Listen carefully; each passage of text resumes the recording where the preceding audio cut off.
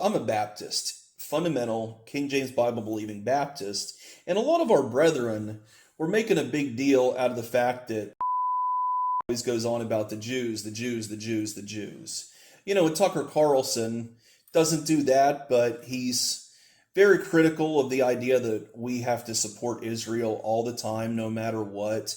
That AIPAC is basically influencing both parties, and really, this American Israeli Political Affairs Committee is funding the worst open borders Democrats, the worst establishment politicians who guarantee that we have no future for Americans, but they want open borders because of the cheap labor.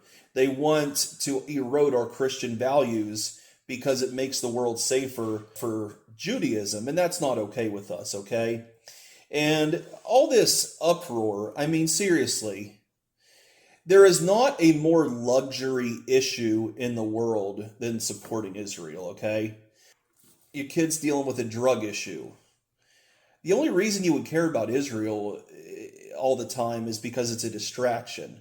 Or say you have financial independence, you have a good marriage, you have a good family, you never have to want for anything, you have time to go on vacation all the time, you don't have to deal with real world problems that these young people are having to deal with. You have the luxury of obsessing over Israel, but how insulting is it if you've got some kid with all these years through high school getting beat up by the black kids, having some feminist tramp cheat on him after he loved her for 3 years in high school.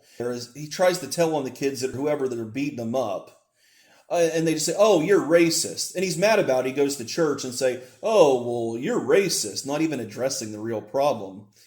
But then they're going to stand up there and celebrate the idea of turning Palestine into a parking lot.